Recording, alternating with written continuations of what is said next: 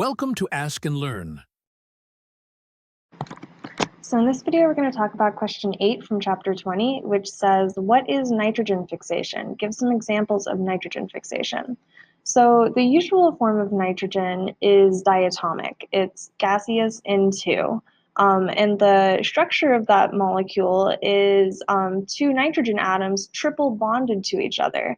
And that triple bond is very, very strong. In fact, the bond association energy for that bond is 941 kilojoules per mole. So the fact that our diatomic nitrogen contains this extremely strong bond means that it's more stable than other nitrogen-containing molecules. So nitrogen is not likely to react to form other nitrogen-containing molecules from N2. N2 is what we call inert or non-reactive. So nitrogen fixation is this process of transforming nitrogen from the inert into the inert gaseous diatomic form of nitrogen to more useful forms of nitrogen, to other nitrogen-containing molecules. So what are some examples of nitrogen fixation? So one example that you're probably pretty familiar with by now, since chemistry textbooks bring it up quite a bit, is what's known as the Haber-Bosch process. So the Haber-Bosch process is where we combine nitrogen with hydrogen to form ammonia.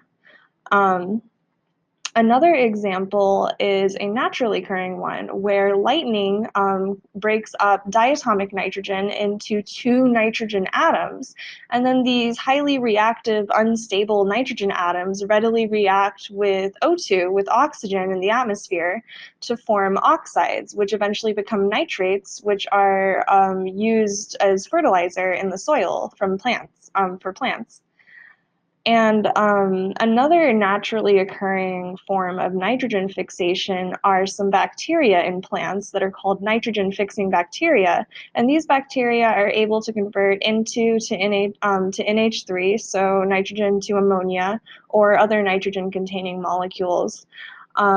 And you might say converting N2 to NH3, well, that's just the Haber-Bosch process. And it is, but what's really impressive about this is that the Haber-Bosch process, with an enthalpy of negative 92 kilojoules per mole, requires us to do that with an iron oxide catalyst and at a very high temperature and pressure. But these nitrogen-fixing bacteria do the same conversion, the same reaction at standard temperature and pressure, at just 1 atmosphere of pressure and the temperatures of the soil. So it's much more efficient than the Haber-Bosch process, which is pretty interesting.